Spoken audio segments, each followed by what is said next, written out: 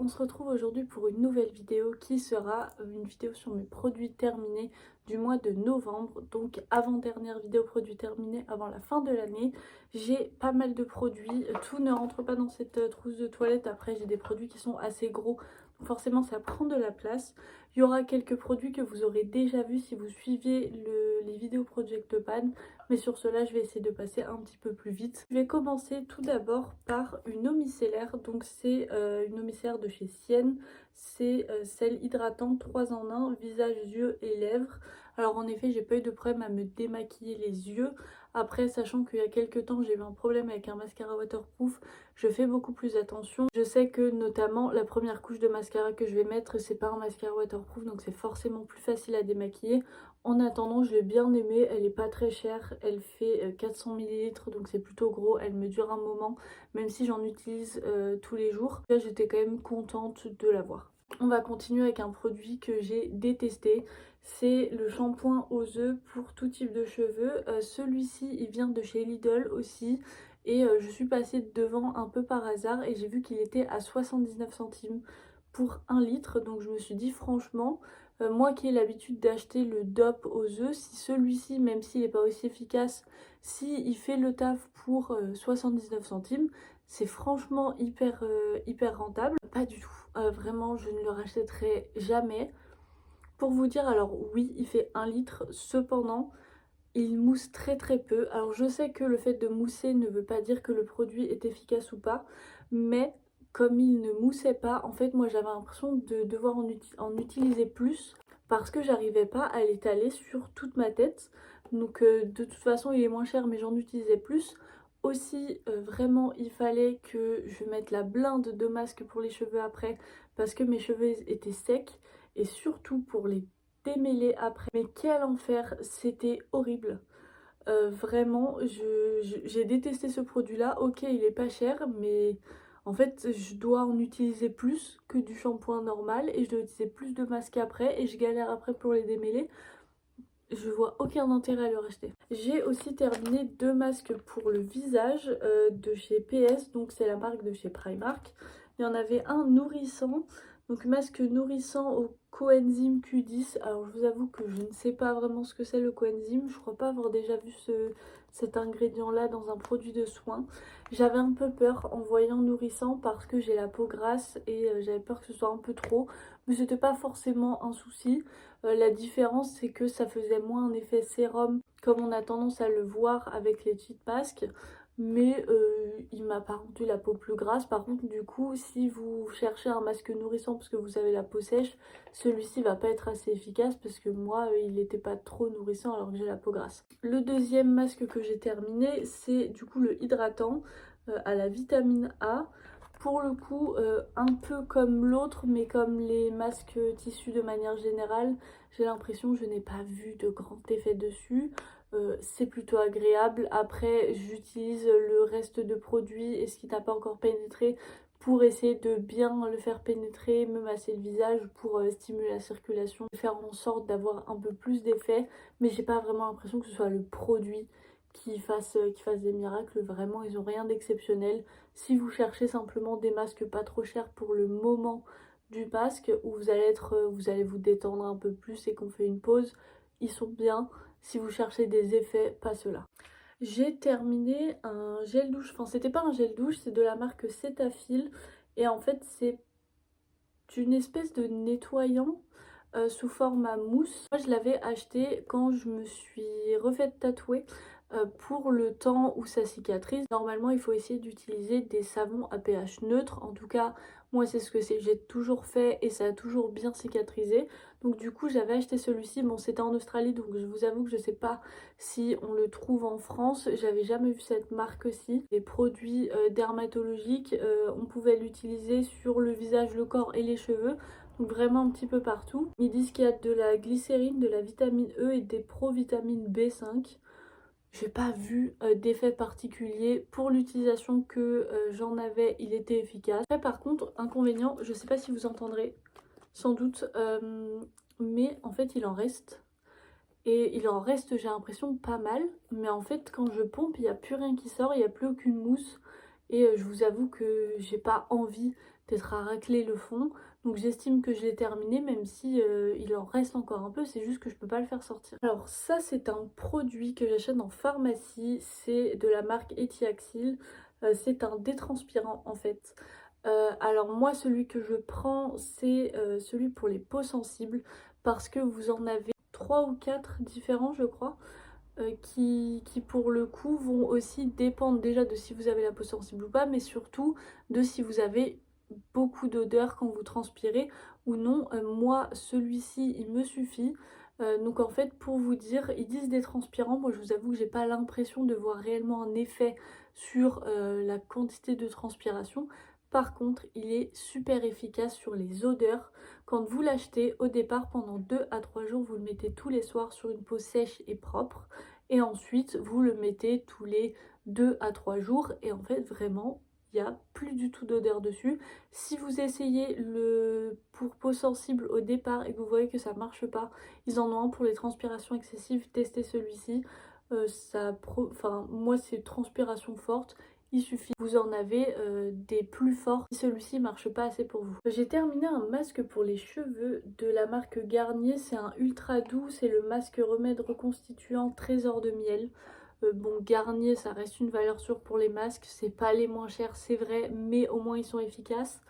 Pour le coup, moi j'ai bien aimé l'utiliser, je les rachèterai. Je sais qu'il y a pas mal de dupes, notamment chez Aldi, où ils vont faire aussi les trésors de miel. Bon, du coup, forcément, c'est pas la marque Garnier, mais même au niveau du packaging, c'est très très ressemblant. Ils sont beaucoup moins chers évidemment, mais je continue à acheter ceux-ci parce que je sais qu'ils fonctionnent. Donc je préfère mettre mon argent et être sûre d'avoir un résultat. Oui, alors ça, c'est un vernis que en soi je n'ai pas complètement terminé. C'est un vernis de chez Stargazer. Je ne sais pas si vous voyez quand même plutôt bien la couleur. C'était vraiment un rose métallique ultra flash. Et en fait, j'arrête de... Enfin, je le jette puisque... Est-ce que vous verrez? Ouais, vous voyez que vraiment... Il y a des bouts, il a commencé à sécher, il tourne, donc en fait je peux pas me faire un ongle sans avoir le risque qu'il soit ruiné parce que ça fonctionne pas bien et que j'ai prélevé une mauvaise partie du produit. Donc je m'en suis quand même bien servie, là comme vous pouvez le voir ça a bien descendu, mais je le jette. De chez Lacura, j'ai terminé un gommage pour le visage, celui-ci il était à la rose. Alors j'aime bien l'odeur de rose, pour le coup j'ai pas réellement senti l'odeur. Après je suis pas à sentir le produit à chaque fois que je m'en sers.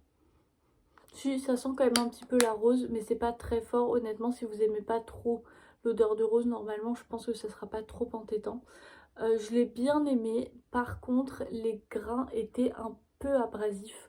Je pense que si vous avez la peau très sensible, ce sera trop fort et ça va vraiment être trop agressif pour votre peau. Moi j'ai bien aimé, j'ai normalement la peau assez sensible, mais là ça a fonctionné, mais je vous avoue que je suis pas sûre pour toutes les peaux. De la marque W7, j'ai terminé une poudre pour le visage, c'était la Pink Blur, poudre libre. Je sais que W7, que ce soit celle-ci ou la transparente aussi qu'ils ont, c'est censé être des dupes de la Huda Beauty, la Easy Bake. Je n'ai jamais testé la transparente de chez W7, par contre celle-ci du coup c'était la rose. Je ne la rachèterai pas. Tout simplement parce que elle était trop rose pour moi. Elle a beau censée être transparente, pour moi elle l'était pas vraiment. En fait elle l'était au départ dans le sens où je ne voyais pas de différence entre mon visage et mon cou. Par contre il suffisait que je rougisse un peu ou que j'ai un coup de chaud pendant la journée et là je sais pas pourquoi, mais la couleur de la poudre apparaissait et je me retrouvais avec vraiment une démarcation entre les deux et ça se voyait et c'était pas beau. Vraiment j'avais l'impression d'avoir une ligne là alors que ça ne m'arrive jamais. Donc par rapport à la couleur, moi je ne la rachèterai pas. Par contre pour l'efficacité elle est très bien, je crois qu'elle coûte 3 ou 4 euros, quelque chose comme ça. Donc vraiment c'est une très bonne affaire comparée à la Huda Beauty. J'ai testé la Huda Beauty aussi, du coup la transparente qui me convient parfaitement. C'est d'ailleurs une de mes poudres libres préférées. Si je tombe sur la transparente, je la rachèterai parce que c'est vraiment assez bluffant à quel point elle se ressemble. Elle est aussi lisse sur la peau. Elle me matifie bien le teint, elle l'unifie vraiment. Alors bien sûr j'ai la peau grasse donc je suis pas... Enfin ça peut se voir, hein. Du coup même avec une bonne poudre je ne suis pas matifiée jusqu'au soir. Mais elle est quand même pour son prix très très bonne. J'avais terminé 2 patchs pour les yeux. Je crois que c'est ceux qu'on peut trouver chez Normal, je ne suis pas sûre, c'était dans une commande Vinted, j'avais reçu tout un lot de masques, d'ailleurs les deux de chez Primark venaient de là aussi, mais donc je les ai reçus comme ça, donc aucune indication sur d'où ils viennent, mais je crois les avoir déjà vus chez Normal. Alors par contre, je pense que je m'en suis servi un peu trop tard, puisque j'avais pas réellement de produit dessus, c'était quand même assez sec. J'ai pas vu d'effet particulier, ça n'a pas vraiment été un plaisir de m'en servir, j'ai rien vu. De toute façon, comme je suis pas sûre de la marque de ces masques là, c'est peut-être mieux si je peux pas vous dire qu'ils sont géniaux parce que je sais pas où les racheter. Peut-être faire les produits du Project Pan quand même. Donc j'avais ce rouge à lèvres de chez Nice Face, c'est le 04 Pink Lust. C'était donc un rouge à lèvres liquide mat.